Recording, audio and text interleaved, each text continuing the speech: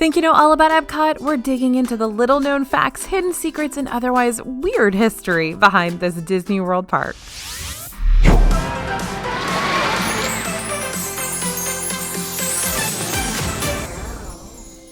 Hey everybody, it's AJ for Disney Food Blog. Now, Epcot has a pretty storied history, but I bet there's some current things you didn't know about the park as well. We're diving deep to bring you facts from the past and the future of this park, along with some little-known activities that you should totally take advantage of next time you're in the park. First up, a little history for you. Did you know that Ray Bradbury helped design Spaceship Earth? Yep, Ray Bradbury, author of Fahrenheit 451, helped design the geodesic sphere that would house Spaceship Earth, and he helped to write the original narration of the attraction. Bradbury met and became friends with Walt Disney in the 1960s, and both men made contributions to the 1964 World's Fair in New York, with Bradbury writing an 18-minute script recounting the history of America for the U.S. Pavilion.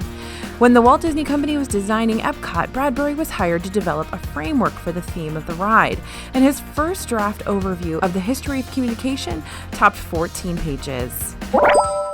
Speaking of Spaceship Earth, did you know you stayed dry under Spaceship Earth in the rain? Here's why. Spaceship Earth had a lot of careful design go into its massive structure. The main pillars holding up Spaceship Earth are driven around 160 feet into the ground. This holds up the ride system as well as both halves of the sphere. Built into that sphere is actually a hidden drainage system. So under each of Spaceship Earth's 11,324 shiny metal panels is a system of trenches and gutters that funnel rainwater under the panels, preventing drips on guests below. The rainwater is channeled underground from Spaceship Earth all the way back to World Showcase Lagoon. Next time it rains, try standing under Spaceship Earth and check out this cool architectural feat in action. Now we're going to head over to World Showcase because I'm going to tell you about one of my favorite cast members in all of Epcot. Did you know that one of the England pub bartenders used to wrestle gators? Yep, Carl the bartender has been an iconic part of Rose and Crown Pub for decades. But when he first came to the US, he was a gator wrestler. Want to see for yourself? Head over to the pub when Carl is working, and he may just be able to show you a few photos of himself as a youngster doing his best Crocodile Dundee impressions. And don't forget to have him show you his dime trick. It's super fun and you'll never figure out how it works. He actually can balance a pint of Guinness on a dime. It's unbelievable. Speaking of Guinness, the land in Epcot actually holds a few Guinness World Records. Some of that food grown in the land has actually been in the record books. From May 2005 to April 2006, they set a world record for most tomatoes harvested from one plant, 32,194. They also set the same record with cucumbers. From March to July 2006, they harvested 2,563 cucumbers from one plant, setting the still unbeaten record. 2006 must have been a big year for record-breaking plants because they also set the record for largest single cucumber plant. One plant was on a large rectangular trellis and measured 20 by 30 feet. And another great surprise about Epcot, plants in each pavilion are specific to that country. So if you take a look around World Showcase, you'll notice that the plants change in each country to represent more of what you might really find there. In the Mexico pavilion, you'll find lots of lush greenery inspired by rainforests. You'll find a moss-covered roof in Norway that cast members actually clip, by the way. You'll see water lilies in China, and Japan has more traditional Japanese gardens and bonsai trees. Another fun surprise in Epcot and the World Showcase is that there are a whole bunch of kids' activities. Now, I know that Epcot has the stereotype of being a park more for grown-ups, but there is plenty for little ones to do. Kid-Caught fun stops can be found all around World Showcase and give kids the opportunity to create some arts and crafts and learn about different cultures. The Seas Pavilion just got a brand new scavenger hunt, so pick it up on the first floor and solve puzzles to collect stickers. And DuckTales World Showcase Adventure will soon be on the way. This is an interactive scavenger hunt you'll be able to play right in the Play Parks app. There's also scavenger hunts during every festival. Those ones have an extra cost, but you do get a prize at the end. Now, the countries in World Showcase are actually not sponsored by the countries they represent. This is something that a lot of people don't realize. With one notable exception, the countries in World Showcase are actually sponsored by companies. Walt's vision for World Showcase was to be more like World's Fairs at the time, where countries would be willing to spend the money to build sections representing their countries out of pride for their homelands. This didn't ever really happen in Epcot, though. In fact, companies in many countries came forward to sponsor the original pavilions versus the governments themselves. When the park first opened in '82, American Adventure was sponsored by Coca-Cola and American Express, for instance. Japan is and was sponsored by Mitsukoshi Incorporated, who runs all the restaurants and stores in the pavilion. Mexico was sponsored by San Angel Inn. The restaurant inside is the sister to the original San Angel Inn in the real Mexico, and Montezuma Brewery. A few countries, China and Canada for example, had no sponsors and were built and funded by Disney. Norway wouldn't exist if a bunch of Norwegian investors didn't fund the pavilion themselves. These 11 investors formed a company called Nordshow that funded the pavilion and received a portion of food and merch sales to recoup their costs. The Norwegian government provided a small portion of funding as well as a loan to Nordshow to complete the project. And Morocco was the only country to be fully funded by the country it represented. The Kingdom of Morocco, led then by ruler King Hassan II, sent Moroccan artists and builders to construct an authentic representation of their country. Now, if rides and attractions aren't enough for you, there are plenty of behind-the-scenes tours in Epcot. Behind-the-scenes tours at Disney aren't all about making your way into the famous utilidors underneath the Magic Kingdom. You can take a look inside the greenhouses at Living with the Land, get a look at the history of Future World and learn about Walt's original vision for the park, or take a guided tour around World Showcase to learn about the cultures at each of the pavilions. And speaking of those pavilions, did you know there are spots for 6 more countries in World Showcase? So when World Showcase first opened, it had 9 countries with room for 10 more. 2 countries were added after the park opened in '82. Morocco opened in '84 and Norway opened in '88. Norway expanded with the addition of the Royal Summer House in 2016, and France expanded with the new addition of Remy's Ratatouille Adventure opening this summer. Both of these took up additional country space. There's actually space left for 6 more countries to join World Showcase, though. One of these spaces is actually where the Refreshment Outpost currently lives. This space was originally designed to represent Equatorial Africa, but plans fell through. Spain and Israel were also originally planned for World Showcase and were included in lots of promotional materials for Epcot before it opened. Both of these never happened either. Now, did you know Epcot has one of the largest aquariums in the world? The aquarium inside the Seas Pavilion is also one of the 10 largest aquariums in the world. It holds 5.7 million gallons of water and is home to 3,000 fish and other sea creatures. The tank also features a really unique diver lockout chamber that divers can enter, have filled with water from the main tank, then open into the tank so that they can swim into the tank in front of guests. In other aquariums, divers enter the water from the surface level. This is actually how divers enter the water on a submarine. Now, we talked earlier about those giant plants. Well, the greenhouses in Epcot grow a lot of the food served in Epcot. We've mentioned on the channel before that Disney World grows its own food, but the amount of food is pretty spectacular. Each year, the Land Pavilion grows nearly 30 tons of fruits and vegetables that are served at restaurants around the resort. Just outside the Living with the Land attraction, you can taste the food grown there in both Sunshine Seasons and Garden Grill. Not only are fruit and vegetables grown and served, but the seafood grown in the attraction is also served. And another fun surprise about the land, the mosaic outside was designed by a German World War II interrogator. Now, I'm sure you've seen that amazing mosaic. It's 120 feet long and it's located on both sides as you enter. This was actually designed by a former World War II Nazi interrogator. He interrogated U.S. pilots. Hans Scharf came to the U.S. in the 40s to testify in his own trial, and after he was later asked to work for the U.S. teaching him his interrogation techniques, he picked up the art of mosaics. He was hired, along with his daughter-in-law, to do the mosaic work inside Cinderella Castle. A few years later, they were called on to do the land mosaic, designed by a Disney animator. It fittingly represents the layers of the earth. Now, a problem was when they built the walls, they were 3 feet too short for the mosaic. Ever looked at the mosaic and wondered why it curves onto the floor? This was Scharf's solution to keep the missing 3 feet of the murals in the finished product. Another cool secret built into the mosaic: look between the land sign and the doors on the right-hand side, about halfway up. There's a mysterious lone green tile there. Scharf added it, but no one was ever able to confirm why. Many theories suggest it was his way of making both sides not exactly the same, a personal signature to the piece, or even signifying someone's birthstone. Either way, look for this special tile next time you're on your way to Soarin'. Now, this little tidbit I love. NASA astronauts approved Mission Space. Mission Space isn't just any old space launch simulator. NASA scientists and astronauts actually had input into the attraction to make sure things were just right. Along with a team of over 650 Imagineers, it took nearly 5 years to develop the attraction, and all of it is approved by actual astronauts.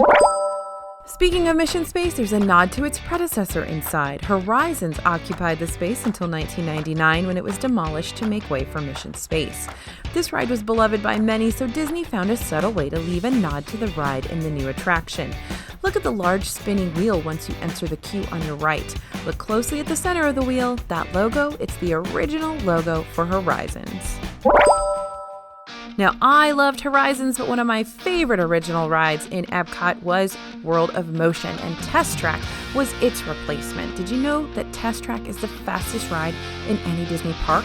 Sure, it doesn't go upside down or even resemble a traditional coaster, what we'd expect to be the fastest ride. But Test Track is actually the fastest ride in any Disney park. It beats out Rock and Roller Coaster, which tops out at 57 miles per hour, and the Tron Coaster at 60 miles per hour by clocking in at 64 miles per hour. Now back to some more history. The original plans for Epcot included a climate-controlled dome. Now yes, it is a myth that Disney has a climate-controlled dome over the top and they can control the weather, but Walt actually did want to have something a lot like that in Epcot originally. Epcot, of course, was actually intended to be a complex where 20,000 people would live and work, and it would serve as a blueprint for the most modern urban concepts. It was the experimental prototype community of tomorrow. Now, this included a climate-controlled dome that would cover the center of the city where the main shopping and dining area was. Surprisingly, these plans for a dome weren't in any Epcot artwork or press releases, but it was often long rumored. Oddly enough, it was actor Kurt Russell who confirmed that there was in fact supposed to be a dome over much of the center of Epcot. Walt Disney had a huge affinity for Kurt Russell back when Russell was a child actor. He recalled meeting with Mr. Disney and Walt showing him plans for a domed city he pointed out would be the center of Epcot. He even said they had plans for how they could make it rain inside the dome. So no, Epcot wasn't going to be entirely encased in a glass dome, and no, Disney World doesn't have a climate-controlled dome that they can roll out when the weather gets bad. But maybe this is where that myth started. But even though they can't control the weather, Disney did accomplish a major feat to build Epcot. They created their own government to build the park. The Reedy Creek Improvement District was created by the state of Florida in 1967 and gave Disney control over services like power, water, sewage, garbage collection, road construction and maintenance, environmental testing and monitoring, as well as fire protection and emergency medical services. All of this was done to reduce the red tape and have more control over the building of a futuristic city like Epcot. Once the original plans for Epcot were scrapped, Disney had to go to court to maintain the rights to uphold the RCID. They won and still maintain control over their own municipality today. We've done a whole video about this, you guys. So much information, so definitely go check that out if you're interested in learning more. And another super fun surprise that I remember fondly from when I was a kid, the WorldKey system at Epcot. These were some of the first touch screens that people ever used. Imagine a world long before advanced dining reservations, a world where payphones still exist and same-day reservations were the norm. That was Epcot in the 80s, my friends. Epcot was all about pioneering technology, and shortly after the park opened in 82, it debuted a new way of making dining reservations, that WorldKey system. Think of it like my Disney experience before the internet or cell phones were a real thing. The system was actually most people's first experience ever with a touch screen. This was a bay of computer screens that let users walk up, and with a few touches of their finger, they could learn about the attractions and pavilions at Epcot, as well as make their same-day dining reservations. Guests could even opt to have a video chat on the spot with a guest relations cast member. I remember this so clearly. It was so weird to think that that person could actually see me and talk with me. And those cast members could help answer questions or book dining for the guest. There's a fantastic promotional video on the internet featuring William Shatner showing off how to use the system, so definitely check it out. Now, did you know there's an incredible costume exhibit right now in Epcot's France? Many countries around World Showcase have small galleries highlighting unique things from that culture. Japan has the Kawaii exhibit, Norway has an exhibit in the Stave Church on Norse gods, but the newest exhibit is in France, where you'll find costumes from Disney films and theater productions. The exhibit highlights French storytelling on and off screen, and you'll find costumes and props from the live-action Beauty and the Beast, so if that's one of your favorites, definitely go check that out. Now, did you know there was once going to be a West Coast version of Epcot? Makes sense, right? In the 90s, there were a lot of Disney projects that never quite came to be. One of those was Westcott. This replica of Epcot was intended to include an even larger geodesic dome, but the project got nixed and we ended up with Disney California Adventure instead. Now, going back to France, this little surprise takes into account one of Disney's most famous Imagineering tricks, forced perspective. So take a look at the back of the France pavilion and you'll spot La Tour Eiffel. Well, sort of. This Eiffel Tower is actually a scale version inaccessible by guests. The model uses forced perspective to trick your eye into thinking it's much bigger than it is. Disney's Eiffel is only 103 feet tall, whereas the real one in Paris stands 1,063 feet tall. In reality, if a bird landed on the top of the Eiffel Tower, it would throw the scale off completely, making the bird look giant. To combat this, Disney sprays natural bird deterrents on the Eiffel Tower to keep birds from perching on it during the day. So if you ever do see a bird on the Eiffel Tower, take a picture and send it to us. We'd love to see it. Now, heading over to Epcot's Japan, we can't ever pass up the opportunity to share about an amazing, amazing restaurant. Did you know that you can dine at a super high-end restaurant in Epcot? Now, of course, there are classic fancy favorites like Le Cellier and Monsieur Paul, but there's now a restaurant that requires nearly 4 hours of your theme park time. Takumite opened in the Japan Pavilion last summer, and it's one of 2 Epcot restaurants to require business casual attire. This restaurant serves up fine Japanese cuisine, including an omakase menu that comes in at $130 per person. This is serious business, you guys. If you want to dine here, it's going to take up half your Epcot day. So be prepared and know that you're in for an amazing experience.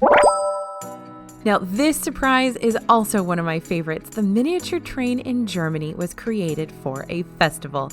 If you haven't had a chance to check out the adorable mini train in the Germany pavilion, make sure you make time to do it on your next visit. This train set features an entire mini village that gets decorated for different holidays and festivals, and it was actually brought to the park as part of the very first Epcot Food and Wine Festival back in 1995. Speaking of Germany, we love that there is a wine walk in Epcot. This is a fun activity that not a lot of people know about, and most people are surprised when we actually mention it. Epcot's wine walk is $32, and you get a refillable glass and 2 6-ounce pours of wine at 3 locations around World Showcase, Italy, Germany, and France. You'll get a little passport that gets stamped as you complete the tour, and you can even complete it on different days, so it's okay if you don't do it all in one day. Just don't forget your passport. Also, don't forget this surprising fact: Disney's first reverse launch coaster is now being built. Guardians of the Galaxy Cosmic Rewind will open in 2021 in what will become known as World Discovery, and it's going to be Disney's first reverse launch coaster. The coaster is using new tech that allows each coaster car to pivot 360 degrees so riders can see the action happening all around them. And of course, those aren't the only surprises we're going to have on Guardians of the Galaxy Cosmic Rewind. Stay tuned. And finally, don't forget this surprising thing about Epcot. It's massive. Now, Animal Kingdom might be the biggest Disney theme park in terms of space. Most of that's reserved for the animals, of course, but Epcot is huge in terms of guest space. World Showcase Promenade stretches 1.2 miles, and World Showcase Lagoon spans 40 acres. The entire park comprises 300 acres, nearly double the next largest park, Hollywood Studios. You could comfortably fit all of Disneyland, both California Adventure and Disneyland's Magic Kingdom, into the space Epcot takes up, so be prepared. If you're like me and you think you can walk across that park in 15 minutes, guess what? You absolutely can't, so set aside more time to get from here to there when you're in Epcot. Thanks for coming with us on our most surprising things tour about Disney World's Epcot. We've got lots of other great videos like this with fun, interesting, and little known facts about the Disney parks. Be sure to check those out.